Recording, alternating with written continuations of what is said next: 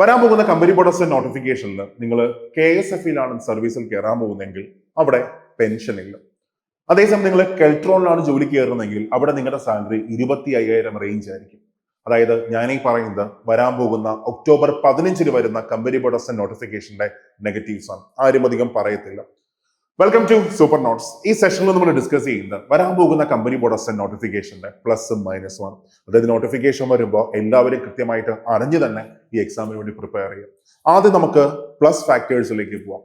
ഒന്നാമത്തെ ഫാക്ടർ ഏറ്റവും മികച്ച അവസരമാണ്. ഏറ്റവും മികച്ച അവസരം എന്ന് വെച്ചാൽ വലിയ വേക്കൻസി, ഏതാണ്ട് 4000+ വേക്കൻസി. അപ്പൊ ഈ 4000+ വേക്കൻസി എന്ന് പറയുമ്പോൾ മക്കളെ നിങ്ങൾ അറിയണം, എല്ലാ ഡിഗ്രി ലെവൽ നോട്ടിഫിക്കേഷൻ എടുത്താൽ പോലും ഇതിന്റെ പകുതി പോലും നിയമനം നടക്കത്തില്ല.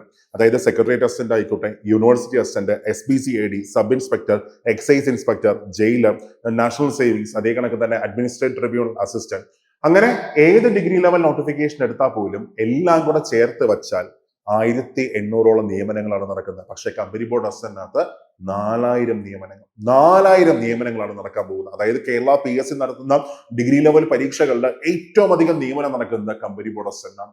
ഇത് കമ്പനി ബോർഡ് അസിസ്റ്റന്റിന്റെ ഒന്നാമത്തെ പ്രത്യേകതയാണ്. ഇതൊരു ചില്ലറ കാര്യമല്ല, ഇതൊരു വലിയ അവസരമാണ്. രണ്ടാമതായിട്ട് കോമ്പറ്റീഷനാണ്. നിങ്ങളൊന്ന് ആലോചിച്ച് നോക്കി, നിങ്ങളുടെ കയ്യിലൊരു ഡിഗ്രി ഉണ്ടെന്ന് സങ്കല്പിച്ചു. ഡിഗ്രി ഉള്ള നിങ്ങൾ കമ്പനി ബോർഡ് അസിസ്റ്റന്റിന് വേണ്ടി പ്രിപ്പയർ ചെയ്യോ, കമ്പനി ബോർഡ് LGSന് വേണ്ടി പ്രിപ്പയർ ചെയ്യോ, VFAക്ക് വേണ്ടി പ്രിപ്പയർ ചെയ്യോ, ബിവറേജ് LDക്ക് വേണ്ടി പ്രിപ്പയർ ചെയ്യോ? ഞാനൊന്ന് പറഞ്ഞോട്ടെ, നിങ്ങൾ പഠിച്ചു തുടങ്ങുന്ന ഒരു കുട്ടിയാണെങ്കിൽ മനസ്സിനകത്ത് വരുന്നത് ധാരണ ഇങ്ങനെയല്ലേ, അതായത് കമ്പനി ബോർഡ് അസിസ്റ്റന്റ് ഒക്കെ ആകുമ്പോൾ ഭയങ്കര കോമ്പറ്റീഷൻ ആയിരിക്കും, പഠിച്ചാൽ ജോലി കിട്ടത്തില്ല. നമുക്കൊരു കാര്യം ചെയ്യാം, VFAക്ക് പഠിക്കാം, ബിവറേജ് LDക്ക് പഠിക്കാം, അത് ജോലി കിട്ടാനുള്ള സാധ്യത കൂടുതലാണ്. ഒരിക്കലും അല്ല. അതായത് കമ്പനി ബോർഡ് അസിസ്റ്റന്റ് എടുക്കുകയാണെങ്കിൽ അവിടെ 4 ലക്ഷം ആൾക്കാരായിരിക്കും അപ്ലൈ ചെയ്യുന്ന, 4 ലക്ഷം ആൾക്കാർ. അവിടെ 4000 അഡ്വൈസ് പോകും. അപ്പോൾ ഒന്ന് ആലോചിച്ച് നോക്കി, 4 ലക്ഷം ഡിവൈഡ് ബൈ 4000 എന്ന് പറഞ്ഞാൽ അപ്ലൈ ചെയ്യുന്ന 100ൽ ഒരാൾക്ക് ജോലിയാണ്. അപ്പൊ ഞാൻ ഈ ഡേറ്റ പറയുന്നത് കഴിഞ്ഞ സെക്രട്ടേറിയറ്റ് അസിസ്റ്റന്റിന് 4 ലക്ഷം ആൾക്കാരാണ് അപ്ലൈ ചെയ്തത്. അപ്പോൾ അത്രയും നമ്പർ ഓഫ് ആപ്ലിക്കൻസ് തന്നെ നമുക്ക് ഇവിടെയും പ്രതീക്ഷിക്കാം. 4 ലക്ഷം ആൾക്കാർ അപ്ലൈ ചെയ്യുന്നു, 4000 പേർക്ക് ജോലി കിട്ടുന്നു എന്ന് വെച്ചാൽ അപ്ലൈ ചെയ്യുന്ന 100ൽ ഒരാൾക്ക് ജോലി. ഇതാണ് കോമ്പറ്റീഷൻ. അതേസമയം VFA ഒക്കെ നമ്മൾ എടുക്കുകയാണെങ്കിൽ അവിടെ 10 ലക്ഷം ആൾക്കാർ അപ്ലൈ ചെയ്യുന്നു. എല്ലാ ജില്ലകളും കൂടെ ചേർത്തെടുത്താൽ ഒരു 1200ഓളം നിയമനങ്ങൾ നടക്കുന്നു. അതായത് കോമ്പറ്റീഷൻ ഒക്കെ നോക്കുകയാണെങ്കിൽ കമ്പനി ബോർഡ് അസിസ്റ്റന്റ് 10 മടങ്ങോ അതിൽ കൂടുതലൊക്കെ കോമ്പറ്റീഷൻ കൂടുതലാണ്. ബിവറേജ് LD ആണെങ്കിൽ ചിലപ്പോൾ 25 മടങ്ങിലധികം കോമ്പറ്റീഷൻ കൂടുതലാണ്. അപ്പോൾ നമ്പർ ഓഫ് ആപ്ലിക്കൻസ് വെച്ച് നോക്കിയാൽ ഏറ്റവും കുറവ് കോമ്പറ്റീഷനുള്ള PSC ഡിഗ്രി ലെവൽ പരീക്ഷ ഒരു ഡൗട്ടും വേണ്ട, അത് കമ്പനി ബോർഡ് അസിസ്റ്റന്റ് ആണ്. ജോലി കിട്ടാനുള്ള സാധ്യതയൊക്കെ ഭയങ്കര കൂടുതലായിരിക്കും. ഇപ്പൊ പണ്ടൊക്കെ നമ്മൾ പറയുന്നത് ഇങ്ങനെയാണ്, അടാ നീ കമ്പനി ബോർഡ് അസിസ്റ്റന്റ് ഉറങ്ങിപ്പോയിരുന്ന പരീക്ഷ എഴുതിയാലും ജോലി കിട്ടും. കളിയാക്കാൻ വേണ്ടി പറഞ്ഞതല്ല, അങ്ങനെയാണ് ടോക്ക്. ഓക്കെ, അപ്പൊ അത്രയും വലിയൊരു സാധ്യത മുമ്പിലേക്ക് കിടക്കുകയാണ്. 3 വർഷം കഴിഞ്ഞാണ് നോട്ടിഫിക്കേഷൻ വരുന്നത്. ഇനി ഇതേപോലെ ഒരു നോട്ടിഫിക്കേഷൻ, ഇത്രയും നിയമനം നടക്കുന്ന ഒരു നോട്ടിഫിക്കേഷൻ വരാനായിട്ട് 2028 വരെ നമ്മൾ കാത്തിരിക്കേണ്ടി വരും. ഓക്കെ, അപ്പോ 2 പ്രത്യേകതകൾ ഞാൻ പറഞ്ഞു. ഒന്ന്, ഏറ്റവും അധികം നിയമനം, കോമ്പറ്റീഷൻ ഏറ്റവും കുറവ്. ഓക്കെ, ഇനി അത് കഴിഞ്ഞ് വേറൊരു പ്ലസ് ഫാക്ടർ പറയാനാണെങ്കിൽ സാലറിയാണ്. സാലറി എന്ന് വെച്ചാലും നിങ്ങളിപ്പോ KSF-ലാണ് ആദ്യം കയറുന്നതെങ്കിൽ നിങ്ങൾക്ക് 49% DA ഉണ്ട്, ദെൻ HRA, അങ്ങനെ എല്ലാം കൂടെ ചേർത്തിട്ട് നിങ്ങൾ കയറുന്ന സമയത്ത് തന്നെ ഏതാണ്ട് 56,000 ആ റേഞ്ച് നിങ്ങൾക്ക് സാലറി മേടിക്കാനായിട്ട് പറ്റും. ഓക്കെ, അതായത് ഞാൻ ഈ പറയുന്ന സിറ്റി ലിമിറ്റ് ആണെങ്കിൽ 56,000 ആ റേഞ്ച് നിങ്ങളുടെ സാലറി നിങ്ങൾക്ക് കയ്യിൽ കിട്ടും. ഓക്കെ, അപ്പൊ ഇത്രയും സാലറി ഇവിടെ കിടപ്പുണ്ട്. അവിടെ ഒരു കാര്യം മനസ്സിലാക്കുക, ഈ കമ്പനി ബോർഡ് അസിസ്റ്റന്റിനകത്ത് ആകെ നടക്കുന്ന ഗ്രേഡ് 1-നകത്ത് ആകെ നടക്കുന്ന 50% നിയമനങ്ങളും KSF-ലായിരിക്കും. അപ്പൊ അതുകൊണ്ട് തന്നെ ഏറ്റവും കൂടുതൽ ആൾക്കാർ കയറാൻ പോകുന്നത് KSF-ലാണ്. അത്രയും സാലറി നിങ്ങൾക്ക് മേടിക്കാൻ പറ്റും. അതേസമയം നിങ്ങൾ KSE-ബിലൊക്കെ കയറുകയാണെങ്കിൽ അവിടെ കയറുന്ന സമയത്ത് തന്നെ 41,000+ സാലറി നിങ്ങൾക്ക് കിട്ടും. മാത്രമല്ല പ്രൊമോഷൻ ചാൻസും ബാക്കിയെല്ലാം വളരെ കൂടുതലാണ്. KSE-ബിലൊക്കെ കയറുകയാണെങ്കിൽ 6 മാസം കഴിയുമ്പോൾ തന്നെ നിങ്ങൾക്ക് ഡിപ്പാർട്ട്മെന്റ് ടെസ്റ്റ് എഴുതി മേലിലേക്ക് പ്രൊമോഷൻ പോസ്റ്റിലേക്ക് നിങ്ങൾക്ക് പോകാൻ പറ്റും. ഓക്കെ, അപ്പോൾ പ്രൊമോഷൻ ചാൻസും ബാക്കിയെല്ലാം ബാക്കിയുള്ള പരീക്ഷകളുമായിട്ട് കമ്പയർ ചെയ്യുമ്പോൾ കൂടുതലാണ്. സോ ഏറ്റവും അധികം നിയമനം നടക്കുന്നു മക്കൾ, അതൊരു വലിയ കാര്യമാണ് കേട്ടോ. അതേപോലെ തന്നെ നല്ല സാലറി ഉണ്ട്, ദെൻ കോമ്പറ്റീഷൻ കുറവാണ്. ഇതൊക്കെയാണ് ഈ കമ്പനി ബോർഡ് അസിസ്റ്റന്റ് പരീക്ഷയുടെ ഒരു പ്ലസ് സൈഡായിട്ട് നമുക്ക് പറയാൻ പറ്റുന്നത്. ഇനി മൈനസ് സൈഡിലേക്ക് പോകുമ്പോൾ എല്ലാ എക്സാമിനും അതിൻ്റെതായ മൈനസും ഉണ്ട്, അതിൻ്റെതായ ഒരുപാട് നെഗറ്റീവ്സ് ഉണ്ട്. അത് സ്വാഭാവികമായിട്ടും ഈ എക്സാമിനുണ്ട്. ഞാൻ ഡീറ്റെയിലേക്ക് പോവാം. അതായത് ഇത് പൊതുമേഖലാ സ്ഥാപനങ്ങളിലാണ് നിയമനം നടക്കുന്നത്. അതായത് ഒരു കോർ ഗവൺമെന്റ് സെക്ടർ അല്ല.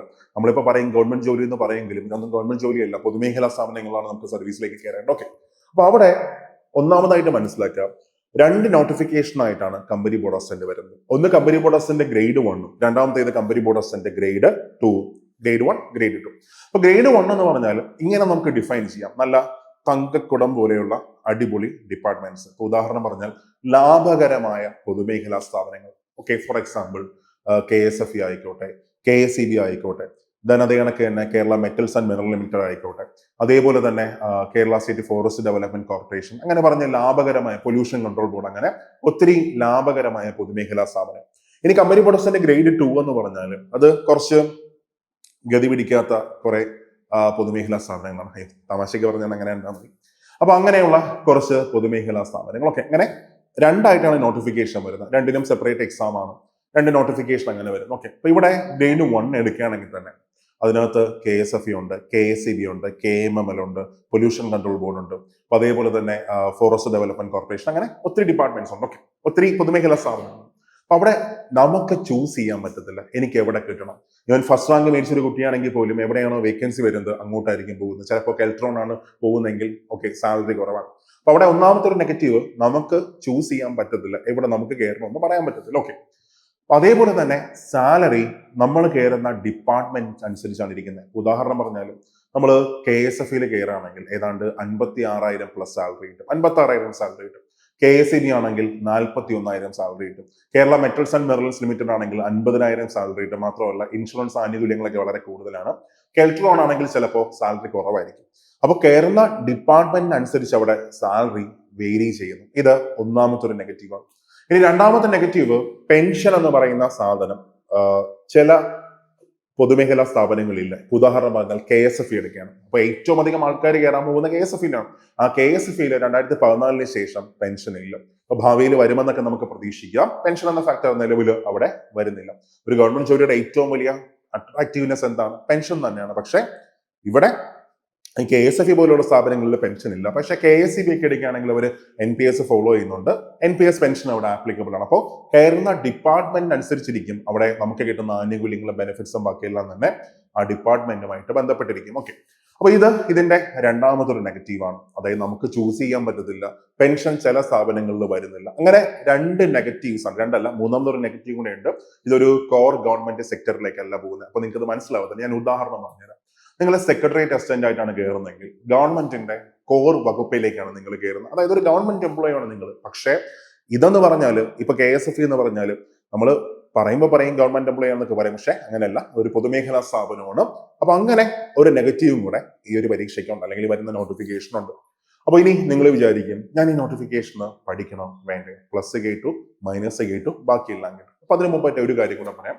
മക്കളെ, അപ്ലൈ ചെയ്യുന്ന ആൾക്കാരുടെ ഏജ് ലിമിറ്റ്, അതായത് ആർക്കൊക്കെ അപ്ലൈ ചെയ്യാനായിട്ട് പറ്റും.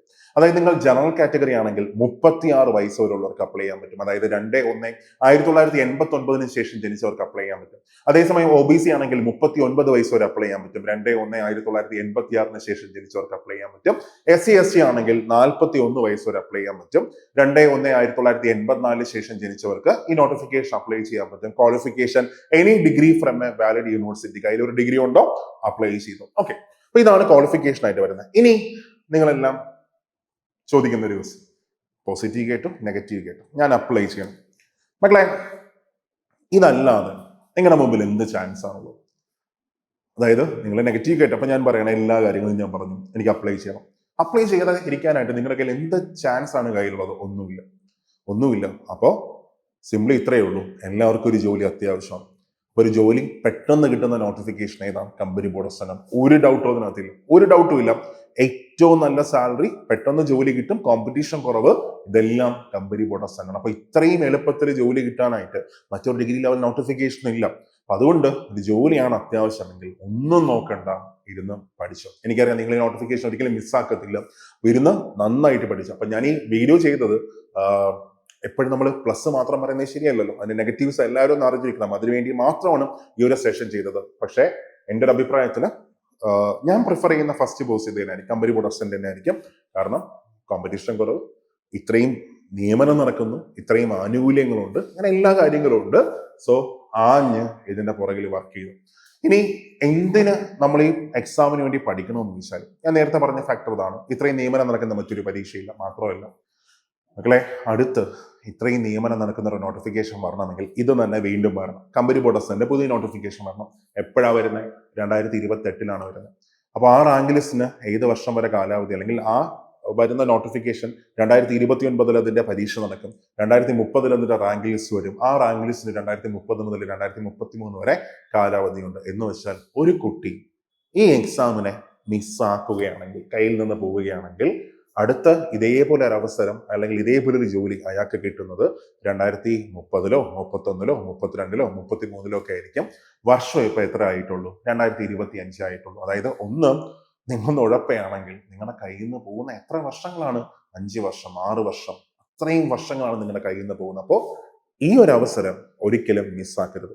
ഇപ്പൊ തമ്മിൽ ഭേദം ഏറ്റവും നല്ലൊരു പോസ്റ്റ് ഇത് തന്നെ, ഡൗട്ടൊന്നുമില്ല. ഇപ്പൊ സെക്രട്ടറി ടെസ്റ്റിനൊക്കെ എടുക്കുകയാണെങ്കിൽ ഒരു 600 നിയമനങ്ങൾ 700 അഡ്വൈസ് ഒക്കെ മാത്രം പോകുമ്പോഴാണ് ഇവിടെ 4000 അഡ്വൈസ് പോകുന്നത്. ഇതാണ് ഇതിന്റെ ഏറ്റവും വലിയൊരു ചാൻസ് അല്ലെങ്കിൽ ഒരു പ്ലസ് ഫാക്ടർ ആയിട്ട് വരുന്നത്. ഓക്കെ, അപ്പോൾ ഒക്ടോബർ 15 ഒരു യാത്ര അങ്ങ് സ്റ്റാർട്ട് ചെയ്യും. കൺസിസ്റ്റന്റ് ആയിട്ട് ഗ്യാപ്പ് കൊടുക്കാതെ ഒരു യാത്ര സ്റ്റാർട്ട് ചെയ്യാം. 2027 ഫസ്റ്റ് ക്വാർട്ടറിൽ നിങ്ങൾക്ക് സർവീസിലേക്ക് കയറാൻ പറ്റും. അപ്പോൾ നമ്മൾ സൂപ്പർ നോട്ട്സ് ഈ ഒരു എക്സാമിന് വേണ്ടി ഒരു അടിപൊളി ബാച്ച് ഒക്ടോബർ 15 സ്റ്റാർട്ട് ചെയ്യാം. അതായത് പ്രിലിംസ് കം മെയിൻസ് ബാച്ചാണ്. ഈ എക്സാമിന് വേണ്ടി മാത്രമല്ല, വരാൻ പോകുന്ന university assistant, then SBCID, sub inspector, excise inspector, അങ്ങനെ എല്ലാത്തിനും കൂടെ ചേർത്തുള്ള ഒരു കോമൺ ബാച്ച്. കാര്യം ഈ ബാച്ചിന്റെ പ്രത്യേകത എന്ന് പറഞ്ഞാൽ ഇതൊരു പ്രിലിംസ് കം മെയിൻസ് ബാച്ചാണ്. അത്യാവശ്യം കോഴ്സ് ഫീ ഉണ്ട്. 4999 ബാച്ചിന്റെ ഫീ വരുന്നത്. അപ്പം ഇത്രയും എമൗണ്ട് ഒരു കുട്ടി അടയ്ക്കുമ്പോൾ ആ കുട്ടിക്ക് നമ്മളെ കൊണ്ട് ചെയ്യാൻ പറ്റുന്ന എല്ലാ കാര്യങ്ങളും ചെയ്തു കൊടുക്കണം. ഒരു നോട്ടിഫിക്കേഷന് വേണ്ടി മാത്രമല്ല, ഞാൻ ഈ പറഞ്ഞ ഇത്രയും നോട്ടിഫിക്കേഷൻസ് ആണ് ഈ ബാച്ചിനകത്ത് കവർ ആവുന്നത്. ഇതൊരു പ്രിലിംസ് കം മെയിൻസ് ബാച്ചാണ്. മാത്രമല്ല കൃത്യമായിട്ടുള്ള മെന്റർഷിപ്പ് ഈ ബാച്ചിനകത്ത് ഉണ്ടാവും. ഡെഡിക്കേറ്റഡ് ആയിട്ടൊരു മെന്റർ കൃത്യമായിട്ട് ഓരോ കുട്ടീനെയും പഠിത്തമൊക്കെ നന്നായിട്ട് മോണിറ്റർ ചെയ്തുകൊണ്ടിരിക്കും. ഇതൊരു വലിയ ഏറ്റവും മികച്ചൊരു കാര്യമാണ്. കാര്യം നിങ്ങളിപ്പോ ഓണസ്റ്റ് ആയിട്ട് പറഞ്ഞാൽ ഇപ്പോൾ പഠിച്ച് തുടങ്ങണമെന്ന് വിചാരിക്കുന്ന ഒരു മൊമെന്റ് ഉണ്ട്. ഭയങ്കര തീയായിട്ട് നമ്മൾ പഠിക്കും. പക്ഷെ 2-3 ദിവസം കഴിയുമ്പോൾ ഇത്രയും ഒരു തീ കാണണമെന്നില്ല. അപ്പോൾ നമ്മൾ എന്ത് ചെയ്യും? അതൊക്കെ ഒന്ന് തഴിക്ക് വരും, ഗ്യാപ്പ് കൊടുക്കാനൊക്കെ ഒന്ന് വിചാരിക്കും. അപ്പൊ അങ്ങനെ വരാതിരിക്കാൻ ഡെഡിക്കേറ്റഡ് ഒരു മെമ്പർ നിങ്ങളുടെ കൂടെയുണ്ട്. ഒരു മെന്റർ അടിപൊളിയായിട്ട് എല്ലാ സപ്പോർട്ടുമായിട്ട് കൂടെയുണ്ട്. മാത്രമല്ല ഞാനുണ്ട്. എല്ലാ തിങ്കളാഴ്ചയും എൻ്റെ ഒരു മോട്ടിവേഷൻ സെഷൻ ഉണ്ട്. അല്ലെങ്കിൽ ജോബിൻ സാറിന്റെ ഒരു അടിപൊളി മോട്ടിവേഷൻ സെഷൻ എല്ലാ തിങ്കളാഴ്ചയും വൈകുന്നേരം 6 മണിക്കുണ്ട്. പിന്നെ അതേപോലെ ഓരോ ആഴ്ചയിലും മിനിമം 1-2 മെന്റർഷിപ്പ് സെഷൻ നിങ്ങൾക്ക് കിട്ടും. അതേപോലെ തന്നെ അടിപൊളിയായിട്ടുള്ള പ്രിന്റ് റെഡി നോട്ട് നിങ്ങൾക്ക് അവൈലബിൾ ആണ്. മീൻസ് ഒരു ഫാക്കൽറ്റി ക്ലാസ് എടുത്ത് കഴിഞ്ഞാൽ ക്ലാസ് എടുക്കുന്ന PPT അല്ല നമ്മൾ നോട്ടായിട്ട് തരുന്നത്. ഒരു ഫാക്കൽറ്റി ക്ലാസ്സിനകത്ത് ഏതൊക്കെ പോയിന്റ്സ് പറയുന്നു ആ പോയിന്റ്സ് എല്ലാം ഇൻക്ലൂഡ് ചെയ്തുകൊണ്ടുള്ള പ്രിന്റ് റെഡി ആയിട്ടുള്ള നോട്ടാണ് ബാച്ചിനകത്ത് വരുന്നത്. മാത്രമല്ല ഒരുപാട് ക്വസ്റ്റ്യൻ പ്രാക്ടീസ് സെഷൻസ്. ഒന്നാലോചിച്ചൊക്കെ എത്ര പേരാണ് ക്വസ്റ്റ്യൻ പ്രാക്ടീസ് സെഷൻസ് കൊടുക്കുന്നത്? ആരും കൊടുക്കത്തില്ല. പക്ഷെ നമുക്ക് വേണ്ടത് റിസൾട്ട് ആണ്, നിങ്ങളുടെ റിസൾട്ട് ആണ്. അപ്പൊ അതിന് വേണ്ടിയിട്ട് ഏറ്റവും ചുരുങ്ങിയത് 60+ ലൈവ് ആയിട്ടുള്ള ക്വസ്റ്റ്യൻ പ്രാക്ടീസ് സെഷൻസ് അതിനകത്ത് ഉണ്ടാകും. അങ്ങനെ നിങ്ങളുടെ വിജയത്തിനായിട്ട് നമ്മളെ കൊണ്ട് എന്തൊക്കെ പോസിബിൾ ആണോ അതെല്ലാം ചേർത്തുകൊണ്ടുള്ള ഒരു അടിപൊളി ബാച്ചാണ് നമ്മൾ ഒക്ടോബർ 15 സ്റ്റാർട്ട് ചെയ്യുന്നത്. അപ്പൊ ജോയിൻ ചെയ്യാൻ ആഗ്രഹിക്കുന്നവരൊക്കെ പെട്ടെന്ന് തന്നെ ജോയിൻ ചെയ്തോ. 250 പേർക്ക് മാത്രമേ ബാച്ചിൽ ജോയിൻ ചെയ്യാൻ പറ്റത്തുള്ളൂ. കാര്യം ഒരുപാട് പേരാണെങ്കിൽ നമുക്ക് നോക്കാൻ പറ്റത്തില്ല. അതുകൊണ്ടാണ്. അപ്പോൾ അത്രയും പേർക്ക് മാത്രമേ അവസരമുള്ളൂ. നന്നായിട്ട് വർക്ക് ചെയ്തോ, നന്നായിട്ട് പഠിച്ചോ. എന്റെ സ്വപ്നം കണ്ടോ 2027 ആദ്യം തന്നെ നിങ്ങൾ സർവീസിലേക്ക് കയറുന്ന രംഗങ്ങളൊക്കെ സ്വപ്നം കണ്ടോ. അത് എല്ലാ ദിവസവും കാണണം കേട്ടോ. നമ്മളങ്ങനെ എല്ലാ ദിവസവും നമ്മുടെ ഭാവി ഇങ്ങനെ കണ്ടുകൊണ്ടിരുന്നാലേ നമുക്ക് എഫേർട്ട് കൊടുക്കാൻ തോന്നത്തുള്ളൂ, പഠിക്കാൻ തോന്നത്തുള്ളൂ. നന്നായിട്ട് വർക്ക് ചെയ്തോ. നമുക്ക് ക്ലാസ്സിൽ കാണാം.